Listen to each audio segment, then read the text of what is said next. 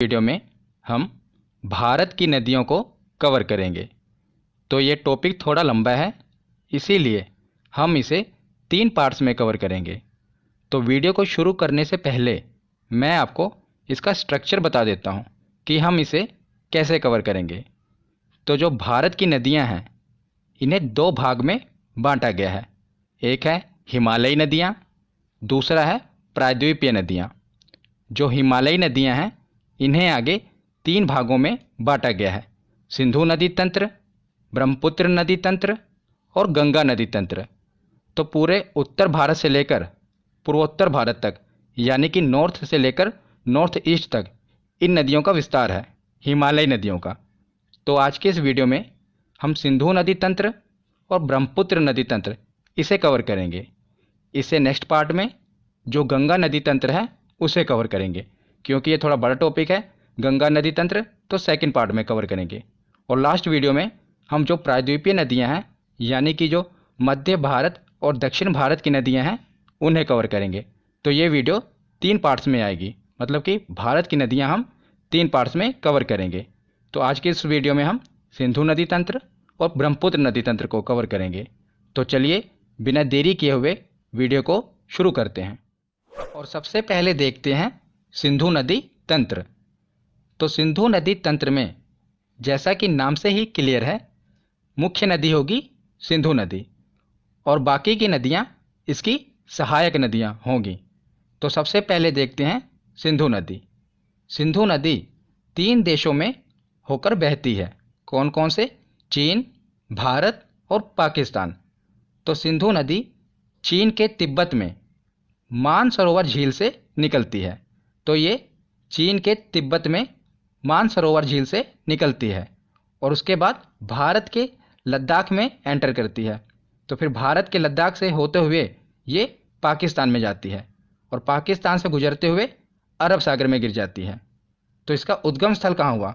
उद्गम स्थल क्या होता है? जहाँ से नदी की शुरुआत होती है। और मुहाना क्या होता है? जहाँ पर नदी खत्म होती है। तो सबसे पहले देखते हैं उद्गम स्थल। तो उद्गम स्थल है तिब्बत में मानसरोवर झील। याद रखिएगा, मानसरोवर झील से ये निकलती है। और मुहाना क्या है?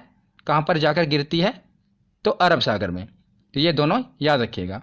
तो उसके बाद है कि सिंधु नदी तंत्र में 2 नदियाँ तिब्बत से आती हैं। तो ये भी इम्पोर्टेंट है, क्योंकि जो बाकी नदियाँ हैं सिंधु नदी तंत्र की, वो भारत से निकलती हैं। पर 2 नदियाँ हैं जो भारत से बाहर चीन के तिब्बत से निकलती है। कौन कौन सी? एक तो खुद सिंधु नदी, ये भी मानसरोवर झील से निकल रही है, और दूसरी सतलुज नदी। तो ये भी देखिए, ये भी सा से शुरू हो रही है और ये भी सा से शुरू हो रहा है। मतलब कि सतलुज और सिंधु दोनों की शुरुआत सा से ही हो रही है। और एक है पहली नदी, मतलब कि सिंधु नदी तंत्र के सबसे ऊपरी नदी, और एक है सबसे लास्ट वाली नदी।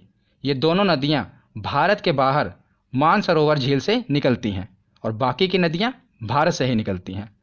तो सिंधु नदी के दाएं तट पर भारत का लेह शहर स्थित है। कई बार ये क्वेश्चन पूछा जाता है कि किस नदी के तट पर कौन सा शहर स्थित है। तो जो लेह शहर स्थित है, ये सिंधु नदी के दाएं तट पर स्थित है। याद रखिएगा। अब हमने सिंधु नदी के बारे में पढ़ लिया। एक बार हम इसकी सहायक नदियाँ मैप में देख लेते हैं, उसके बाद डिटेल में पढ़ेंगे। तो सबसे पहले देखते हैं झेलम नदी। तो सिंधु नदी यह सबसे ऊपर, उसके बाद इसकी सहायक नदी है झेलम नदी। तो झेलम नदी के बाद है चिनाब नदी। यही इसका सही क्रम है, याद रखिएगा। सबसे ऊपर है झेलम, उसके बाद है चिनाब, और उसके बाद है रावी नदी, उसके बाद है व्यास नदी, और सबसे लास्ट में है सतलुज नदी। सिंधु नदी तंत्र की शुरुआत सा से ही हो रही है, सिंधु से, और ख़त्म भी सा पर ही हो रही है, यानी कि सतलुज पर। सा से शुरू होकर सा पर ही ख़त्म हो रही है। तो सही क्रम क्या है? सबसे ऊपर है झेलम, फिर चिनाब, फिर रावी, व्यास और सतलुज। चिनाब नदी सिंधु नदी की सबसे बड़ी सहायक नदी है। कई बार ये क्वेश्चन एग्जाम में पूछा गया है कि चिनाब नदी सबसे बड़ी सहायक नदी है किसकी? सिंधु नदी की। तो ये सहायक नदियों में सबसे बड़ी बहन है, बाकी की इसकी छोटी बहनें हैं। तो बड़ी बहन का क्या काम होता है कि छोटी बहनों की उंगली पकड़कर उनको रास्ता दिखाना। तो यही काम इसका है। ये चिनाब नदी सबसे बड़ी बहन है, बाकी की बहनें इसमें मिल जाती हैं। इसकी उंगली पकड़ लेती हैं और ये उनको उसके मंजिल तक पहुंचाती है, यानी कि बड़ी बहन के हिसाब से ये उनको रास्ता दिखाती है। ये सब नदियाँ इनमें जाकर मिल जाती हैं, मतलब कि जो बाकी की नदियाँ हैं ये चिनाब में मिल जाती हैं और चिनाब जाकर सिंधु नदी में मिल जाती है। इस प्रकार जो पांचों की पांचों नदियाँ हैं ये सिंधु नदी में मिल जाती है। आशा करता हूँ आपको ये याद रहेगा। तो अब आगे देखते हैं। जैसा कि आप मैप में देख रहे हैं, ये जितनी भी नदियाँ हैं ये भारत होते हुए पाकिस्तान जा रही हैं। इसीलिए पाकिस्तान को ये डर सता रहा था कि कहीं भारत इन नदियों को रोक न दे। इसीलिए भारत और पाकिस्तान के मध्य एक समझौता हुआ जिसे कहते हैं सिंधु जल समझौता। ये क्या है इसे देख लेते हैं। तो सिंधु नदी तंत्र के जल को लेकर भारत और पाकिस्तान के बीच 1960 में सिंधु जल समझौता हुआ जिसे कहते हैं इंडस रिवर ट्रीटी। तो इस संधि पर भारत के तत्कालीन प्रधानमंत्री जवाहरलाल नेहरू जी और पाकिस्तान के तत्कालीन राष्ट्रपति अयूब खान ने दस्तखत किए थे। ये दोनों, एक प्रधानमंत्री और दूसरे पाकिस्तान के राष्ट्रपति, इन्होंने हस्ताक्षर किए थे। इनके बीच हुआ था इंडस रिवर ट्रीटी। तो इस समझौते में क्या निर्णय लिया गया?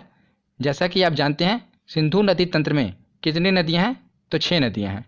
तो 6 नदियों में से 3 नदियों का अधिकार, मतलब कि 3 नदियों के पानी का अधिकार पाकिस्तान को दे दिया गया और 3 नदियों के पानी का अधिकार भारत को दे दिया गया।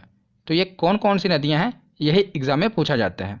तो जो ऊपर वाली 3 नदियां हैं, सिंधु नदी, झेलम नदी और चिनाब नदी, इन तीनों नदियों के पानी के इस्तेमाल का अधिकार पाकिस्तान को दे दिया गया। और जो नीचे की 3 नदियां हैं, रावी, व्यास और सतलुज, इन तीनों नदियों का अधिकार भारत को दे दिया गया। तो ऊपर की 3 नदियों का इस्तेमाल पाकिस्तान करेगा और नीचे की 3 नदियों का इस्तेमाल भारत करेगा। तो इस समझौते के तहत जो ऊपर की 3 नदियां हैं इनका पानी भारत नहीं रोक सकता। वहाँ पर विद्युत उत्पन्न कर सकता है, मतलब कि बिजली का उत्पादन कर सकता है, पर पानी नहीं रोक सकता। ये इसमें डिसाइड हुआ है। तो आशा करता हूँ आपको सिंधु जल समझौता समझ आ गया होगा। तो अब हम एक एक करके जो सिंधु नदी तंत्र की सहायक नदियाँ हैं इनको पढ़ते हैं। तो सबसे पहले हम शुरुआत करते हैं सिंधु नदी तंत्र की सबसे बड़ी सहायक नदी चिनाब से। तो चिनाब का उद्गम स्थल और मुहाना देख लेते हैं, क्योंकि एग्जाम में यही पूछा जाता है कि इस नदी का उद्गम स्थल बताओ, मुहाना बताओ, और जो विशेष बातें हैं वो भी हम पढ़ेंगे। तो सबसे पहले चिनाब नदी का उद्गम स्थल। तो चिनाब नदी कहाँ से निकलती है? बारालाचा दर्रा। ये मैंने आपको दर्रे की वीडियो में बताया था कि बारालाचा दर्रा कहाँ पर है, तो हिमाचल प्रदेश में है। तो चिनाब नदी निकलती है हिमाचल प्रदेश से। हिमाचल प्रदेश से निकलती है और ये ख़त्म कहाँ पर होती है? तो आपको पता है ये सभी नदियाँ सिंधु नदी में जाकर मिल जाती हैं। तो ये सिंधु नदी में जाकर मिल जाती है। तो उसके बाद सिंधु नदी अरब सागर में गिर जाती है। तो याद रखिएगा ये बारालाचा दर्रा से निकलती है। और हिमाचल प्रदेश में चिनाब नदी को चंद्रभागा नदी के नाम से भी जानते हैं। तो इसे चंद्रभागा नदी क्यों कहते हैं? हिमाचल प्रदेश में 2 नदियां हैं, एक है चंद्र और दूसरी है भागा। तो ये दोनों नदियां जहां पर आकर मिलती हैं वहीं से चिनाब नदी शुरू होती है। तो इसीलिए इसे चंद्रभागा नदी कहते हैं, क्योंकि चिनाब नदी चंद्र और भागा दोनों से मिलकर बनी है, इसीलिए इसे चंद्रभागा नदी भी कहते हैं। और ये जब एग्जाम में पूछा जाए इसका हिंट याद रखना है, ये दोनों चा से शुरू हो रही हैं। जितनी भी सिंधु नदी की सहायक नदियां हैं इसी में से सिर्फ एक चिनाब नदी है जिसकी शुरुआत चा से होती है, और चंद्रभागा नदी की शुरुआत भी चा से होती है। तो ये एक हिंट है जिसे आप क्लिक करके याद रख पाएंगे कि चंद्रभागा नदी और चिनाब नदी दोनों एक ही हैं। तो उसके बाद देखते हैं कि चिनाब सिंधु नदी की सबसे बड़ी सहायक नदी है। ये मैंने आपको पहले ही बता दिया था कि जो चिनाब नदी है ये सिंधु नदी की सबसे बड़ी सहायक नदी है। तो चिनाब नदी हमने देख ली। अब हम बाकी की सहायक नदियाँ एक एक करके देखते हैं। तो इनको मैंने एक ही स्लाइड में कवर कर दिया, इनका उद्गम स्थल और मुहाना और जो विशेष बातें याद रखनी है, तो इसे आप याद रख पाएंगे। ज़्यादातर यही पूछा जाता है कि इनका उद्गम स्थल कौन सा है, क्योंकि मुहाना तो आपको पता ही है कि जितनी भी सहायक नदियाँ हैं ये चिनाब नदी में मिल जाएंगी और चिनाब नदी सिंधु नदी में मिल जाएगी। पर जो इसका उद्गम स्थल है ये इम्पोर्टेंट बनता है। तो हम एक एक करके देखते हैं। तो सबसे पहले देखते हैं झेलम नदी। तो झेलम नदी का उद्गम स्थल है बैरी नाग झील। तो मैंने झील वाली वीडियो में आपको बताया था कि जितनी भी नाग नागिन वाली झीलें हैं ये कहाँ पर हैं, तो ये हैं जम्मू कश्मीर में। तो झेलम नदी जम्मू कश्मीर के बैरी नाग झील से निकलती है और मुहाना चिनाब नदी है, ये तो आपको पता ही होगा। तो इसे आप याद कैसे रख पाएंगे कि बैरी नाग झील से झेलम नदी निकलती है। तो जैसा कि इस झील में लिखा है नाग, तो इसके पीछे है ना नाग, तो जो नाग नागिन हैं इनको कोई आम नदी नहीं झेल सकती, तो कोई ऐसी नदी हो जो इनको झेल पाए। तो इस नदी का नाम ही रख दिया गया झेलम। ये इतने नाग नागिनों को झेल रही है, इसीलिए इसका नाम पड़ गया झेलम नदी, क्योंकि ये बहुत से नाग नागिन को झेल रही है। एक तरीका है जिसे आप याद रख पाएंगे। तो ये भी याद रखना कि जो श्रीनगर है ये झेलम नदी के तट पर है। साथ ही साथ जो इम्पोर्टेंट बातें हैं वो मैं आपको बता रहा हूँ। तो श्रीनगर झेलम नदी के तट पर है, याद रखिएगा। तो झेलम नदी के बाद देखते हैं रावी नदी। तो रावी नदी निकलती है रोहतांग दर्रा से। रोहतांग दर्रा मैंने आपको दर्रे वाली वीडियो में बताया था, ये है हिमाचल प्रदेश में। और इसका मुहाना तो चिनाब नदी, ये तो आपको पता ही होगा। तो रावी नदी निकलती है रोहतांग दर्रे से। रोहतांग ये रा से शुरू हो रहा है, ये ऐसे याद, हिंट है एक, याद रख लेना कि रा से ये भी है, रा से ये भी है। तो रोहतांग दर्रे से निकलती है रावी नदी। और जो लाहौर शहर है पाकिस्तान का, लाहौर बहुत ही फेमस शहर है लाहौर, ये रावी नदी के तट पर ही है। तो कई बार एग्जाम में पूछा जाता है कि लाहौर किस नदी के तट पर है, ये इंपॉर्टेंट है। तो ये है रावी नदी के तट पर, याद रखिएगा। तो झेलम और रावी ये हमने देख लिया। अब हम देखते हैं सतलुज। तो सतलुज नदी राकसताल जो कि मानसरोवर झील है तिब्बत में, वहाँ से निकलती है। तो मैंने आपको शुरुआत में बताया था कि दो नदियाँ हैं, एक तो सिंधु नदी और एक है सतलुज नदी। दोनों साथ से शुरुआत हो रही है, एक है पहली और एक है आखिरी। ये दोनों भारत के बाहर मानसरोवर झील से निकलती हैं। इसी प्रकार जो सतलुज नदी है वो कहाँ से निकल रही है, मानसरोवर झील के राकसताल से, याद रखिएगा। तो जो भाखड़ा बांध है ये सतलुज नदी पर है। कई बार एग्जाम में पूछा गया है कि भाखड़ा बांध किस नदी पर है, तो याद रखिएगा सतलुज नदी पर है भाखड़ा बांध। जितने भी बांध हैं इम्पोर्टेड, मैं उस पर एक वीडियो लेकर आऊँगा, पर अभी आप देख लीजिए कि सतलुज नदी पर है भाखड़ा बांध। तो उसके बाद है व्यास नदी। ये सिंधु नदी तंत्र की आखिरी सहायक नदी है। तो याद रखिएगा रावी और व्यास दोनों का उद्गम स्थल रोहतांग दर्रा ही है, जो कि हिमाचल प्रदेश में है। कौन कौन सा, रावी और व्यास। इसे अगर मैं आपको एक हिंट बताऊं तो ये आप ऐसे याद रख सकते हैं, जैसा कि मैंने आपको बताया था कि रावी नदी कहाँ से निकलती है, तो रा से शुरू हो रही है रोहतांग दर्रे से। उसी प्रकार आप रावी लिख लीजिए, रावी ये कहाँ से निकल रही है, रोहतांग दर्रे से। तो रा से रावी हो गया और वा से व्यास हो गया, तो दोनों रोहतांग दर्रे से निकल रही हैं। रावी से ही आप क्लियर कर लेना, एक हिंट है, रावी नदी लिखेंगे तो दोनों रोहतांग दर्रे से निकल रही हैं। रा से रावी और वा से व्यास, दोनों कहाँ से निकल रही हैं, रोहतांग दर्रे से। तो व्यास नदी इकलौती ऐसी नदी है जो भारत में ही शुरू होती है और भारत में ही ख़त्म हो जाती है। तो ये सतलुज नदी में जाकर मिल जाती है और सतलुज नदी इसे चिनाब नदी में मिला देती है। तो याद रखिएगा ये भारत में ही शुरू होती है और भारत में ही ख़त्म हो जाती है। और सबसे ज़्यादा इम्पोर्टेंट है, पंजाब के हरिके क्षेत्र में सतलुज और व्यास का ये जहाँ पर संगम हो रहा है, यहीं से एक नहर निकलती है जिसे कहते हैं इंदिरा गांधी नहर। ये भारत की सबसे बड़ी नहर है, इसीलिए इम्पोर्टेंट है, याद रखिएगा। जहाँ पर सतलुज और व्यास का संगम हो रहा है यहीं से निकलती है एक नहर जिसका नाम है इंदिरा गांधी नहर, और ये हमारे भारत की सबसे बड़ी नहर है। तो सिंधु नदी तंत्र के बाद अब देखते हैं ब्रह्मपुत्र नदी तंत्र। तो ब्रह्मपुत्र नदी भी तिब्बत के मानसरोवर झील के पास से निकलती है। तो तीन नदियां हो गईं जो मानसरोवर झील से निकलती हैं। कौन कौन सी, सिंधु, सतलुज और ये ब्रह्मपुत्र नदी। तो ये एग्ज़ाम में पूछा जाता है कि मानसरोवर झील से कौन सी तीन नदियां निकलती हैं। तो तीन नदियां हैं सिंधु, सतलुज और ब्रह्मपुत्र। तो यह है तीन देशों से होकर बहती है ब्रह्मपुत्र नदी। कौन कौन से, चीन, भारत और बांग्लादेश।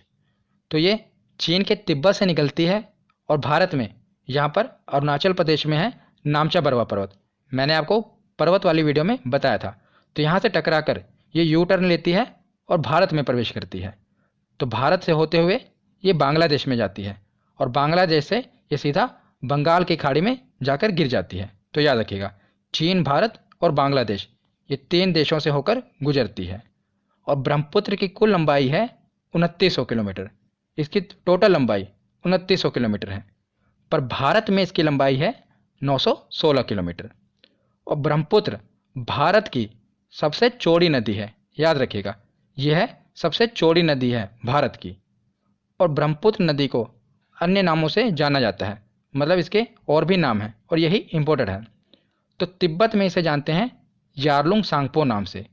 तो तिब्बत में ब्रह्मपुत्र नदी को कहते हैं सांगपो नदी। और अरुणाचल प्रदेश में, जब ये अरुणाचल प्रदेश में एंटर करती है तो इसे कहते हैं दिहांग नदी। और यही नदी जब आगे बढ़कर असम में जाती है तो असम में कहते हैं ब्रह्मपुत्र नदी। और यही नदी जब आगे बांग्लादेश में जाती है तो वहाँ पर इसे कहते हैं जमुना नदी। तो इसके सभी नाम याद रखिएगा क्योंकि ये एग्जाम में पूछे जाते हैं। तिब्बत में कहते हैं सांगपो, अरुणाचल में कहते हैं दिहांग, असम में कहते हैं ब्रह्मपुत्र और बांग्लादेश में कहते हैं जमुना। तो ब्रह्मपुत्र नदी के बारे में हमने पढ़ लिया। अब हम देखते हैं ब्रह्मपुत्र की सहायक नदियाँ। वैसे तो ब्रह्मपुत्र की बहुत सी सहायक नदियाँ हैं, पर जो इम्पोर्टेंट हैं मैंने वो कवर की हैं। यही ज़्यादातर एग्ज़ाम में पूछी जाती हैं। अगर आप ग्रुप डी की तैयारी कर रहे हैं या खलासी की तैयारी कर रहे हैं तो सीधा बस सहायक नदियाँ याद रख लीजिए, वही पूछा जाएगा कि कौन सी सहायक नदी ब्रह्मपुत्र की सहायक नदी है।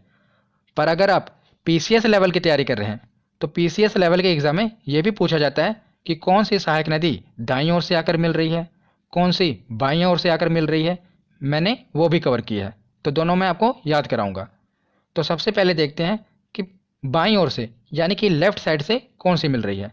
तो ये तो आपका दाईं ओर होगा, पर नदी का ये बाईं ओर होगा। क्यों? क्योंकि नदी ऊपर से आ रही है नीचे की ओर। अगर आप अपने आप को ऊपर से नीचे की ओर देखेंगे तो ये आपका दाईं ओर होगा और ये बाईं ओर होगा। तो इसी प्रकार हम तो नदी के हिसाब से देखेंगे ना, नदी ऊपर से नीचे की ओर आ रही है तो ये नदी का बाईं ओर है और ये दाईं ओर है। तो सबसे पहले देखते हैं कि बाईं ओर आकर कौन कौन सी सहायक नदियाँ मिलती हैं। तो चलिए बाईं ओर से शुरू करते हैं। तो सबसे ऊपर है दिबांग नदी, उसके नीचे है लोहित नदी। और याद रखिएगा लोहित नदी को खूनी नदी भी कहते हैं। एग्ज़ाम में पूछा जाता है कि कौन सी नदी है जिसे खूनी नदी कहते हैं, वो है लोहित नदी। और दिबांग नदी और लोहित नदी दोनों इम्पोर्टेंट हैं, ज़्यादातर पूछी जाती हैं। उसके बाद है धनसिरी नदी और उसके बाद है कोपिली नदी। तो ये चारों नदियाँ ब्रह्मपुत्र की सहायक नदी हैं जो बाईं ओर से जाकर मिलती हैं। कौन कौन सी? दिबांग, लोहित, धनसिरी और कोपिली। तो इसे आप याद कैसे रखोगे ये मैं आपको एक कहानी से बताता हूँ। क्योंकि अगर आपको बाईं ओर वाली सहायक नदियाँ पता होंगी तो जो बाकी बची वो दाईं ओर से आएंगी। तो हम बाईं ओर वाली याद रखते हैं। तो चार नदियाँ हैं दिबांग, लोहित, धनसिरी और कोपिली नदी। तो कहानी क्या है कि जो ब्रह्मपुत्र नदी है ये भारत की सबसे चौड़ी नदी है। इसमें तैरना आसान नहीं है क्योंकि जो इसका प्रवाह है वो काफ़ी तेज होता है और काफ़ी चौड़ी नदी है।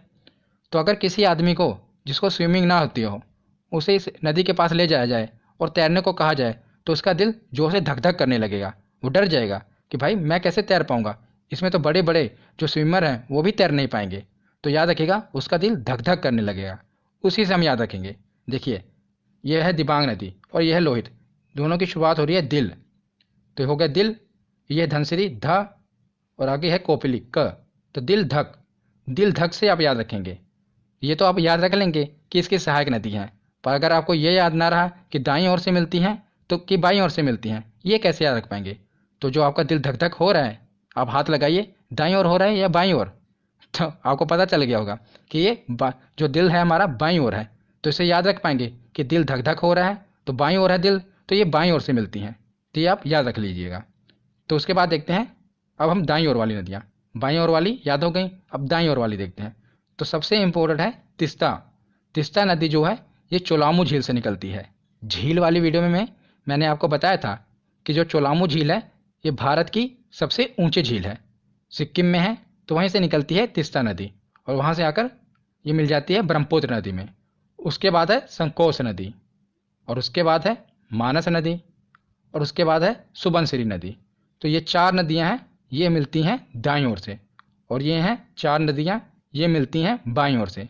तो बाईं ओर वाली या तो आपको याद रहेंगी ना कि दिल धक धक करने लगता है। अगर कोई आदमी ब्रह्मपुत्र में तैरने को कह दे तो दिल धक से याद रखेंगे, और दिल धक धक, हमारा दिल कहाँ पर है, तो बाईं ओर है, तो ये बाईं ओर से मिलती हैं। तो उसके बाद लास्ट में देखते हैं कि दुनिया का सबसे बड़ा नदी द्वीप माजुली, जो कि ब्रह्मपुत्र नदी में ही है और ये असम में है।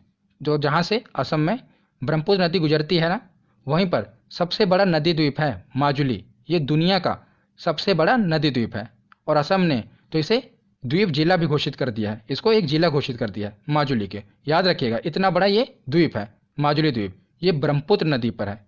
तो यहाँ पर हमारा थ्योरी सेक्शन कंप्लीट होता है। अब हम देखते हैं कि हमारे प्रीवियस ईयर के क्वेश्चन कितने सही होते हैं। तो चलिए प्रीवियस ईयर के क्वेश्चन लगाते हैं। तो चलिए प्रीवियस ईयर क्वेश्चन देखते हैं कि हमारे कितने क्वेश्चन सही होते हैं। सबसे पहला प्रश्न है कि सिंधु नदी का उद्गम स्थल कौन सा है। तो बताइए कि सिंधु नदी का उद्गम स्थल कौन सा है। तो ये कहाँ से निकलती है, मानसरोवर झील से। इसका ऑप्शन होगा ए। अगला प्रश्न है कि तिब्बत के मानसरोवर झील से कौन सी नदी निकलती है। तो तिब्बत के मानसरोवर झील से 3 नदियाँ निकलती हैं। कौन कौन सी, सिंधु, सतलुज और ब्रह्मपुत्र। तो इसका सही ऑप्शन होगा ऑप्शन डी, तीनों नदियाँ तिब्बत के मानसरोवर झील से निकलती हैं। अगला प्रश्न है कि सिंधु नदी जल समझौते के अनुसार कौन सी नदी पाकिस्तान द्वारा शासित नहीं है। मतलब कि किस नदी का अधिकार पाकिस्तान को नहीं है। तो 3 नदियाँ थी ऊपर वाली, कौन कौन सी थी, सिंधु, झेलम और चिनाब। ये 3 नदियाँ हैं पाकिस्तान के अधिकार में। तो बची कौन, रावी। इस पर पाकिस्तान का शासन नहीं है, तो याद रखिएगा कौन सी, रावी नदी। अगला प्रश्न देखते हैं कि सिंधु नदी की सबसे बड़ी सहायक नदी कौन सी है। तो कौन सी है सबसे बड़ी सहायक नदी, तो ये है चिनाब नदी। यही है ना सबसे बड़ी बहन चिनाब नदी, यही सिंधु नदी की सबसे बड़ी सहायक नदी है। अगला प्रश्न है कि मानस नदी किस नदी की सहायक नदी है। तो बताइए मानस नदी किस नदी की सहायक नदी है। तो ये है ब्रह्मपुत्र नदी की सहायक नदी। और बताइए दाईं ओर से मिलती है ये बाईं ओर से। तो दिल धक में तो ये आ नहीं रहा ना, दिल धक, तो बचा है ये, तो ये राइट साइड से मिलेगी, मतलब कि दाईं ओर से। तो याद रखिएगा। अगला प्रश्न है कि भारत में सांगपो नदी को किस नाम से जाना जाता है। तो सांगपो नदी को किस नाम से जानते हैं, तो ब्रह्मपुत्र नदी के नाम से जानते हैं भारत में। सांगपो नदी को, मतलब कि ब्रह्मपुत्र नदी को तिब्बत में कहते हैं सांगपो नदी, और भारत में अरुणाचल प्रदेश में कहते हैं दिहांग, और असम में कहते हैं ब्रह्मपुत्र। तो अगला प्रश्न है रावी नदी का उद्गम स्थल कौन सा है। तो बताइए रावी नदी कहाँ से निकलती है। तो मैंने आपको बताया था दोनों की शुरुआत हो रही है रा से। तो इसका सही ऑप्शन होगा ऑप्शन ए, रोहतांग दर्रा। रोहतांग दर्रे से निकलती है रावी नदी। अगला प्रश्न है कि अरुणाचल प्रदेश में प्रवेश करने के बाद ब्रह्मपुत्र नदी को किस नाम से जाना जाता है। तो जब ये अरुणाचल प्रदेश में प्रवेश करती है ब्रह्मपुत्र नदी, तो इसे किस नाम से जानते हैं। तो इसे कहते हैं दिहांग नदी। अरुणाचल प्रदेश में प्रवेश करती है तो दिहांग कहते हैं, जब असम में जाती तो इसे ब्रह्मपुत्र कहते हैं, याद रखिएगा। तो अगला प्रश्न है कि हिमाचल प्रदेश में चंद्रभागा नदी किसको कहते हैं। तो बताइए इसकी भी ट्रिक क्या थी। तो चा से शुरुआत हो रही है, चा से इसकी भी शुरुआत हो रही है, तो चंद्रभागा नदी को ही चिनाब नदी कहते हैं। चिनाब नदी को चंद्रभागा नदी क्यों कहते हैं, क्योंकि ये चंद्रा और भागा नदी से मिलकर बनी है, इसीलिए इसे चंद्रभागा नदी कहते हैं। अगला प्रश्न है कि भारत की सबसे चौड़ी नदी कौन सी है। तो बताइए कौन सी है चौड़ी नदी। तो ये है ब्रह्मपुत्र नदी। अगला प्रश्न है कि दुनिया का सबसे बड़ा नदी द्वीप माजुली किस नदी पर है। तो माजुली नदी द्वीप है ब्रह्मपुत्र नदी में। कहाँ पर, असम में। और आज की वीडियो का आखिरी प्रश्न है कि लाहौर किस नदी के तट पर है। तो लाहौर किस नदी के तट पर है। तो यह है रावी नदी। मैंने आपको कहा था ये इंपॉर्टेंट है, याद रखिएगा कि लाहौर किस नदी के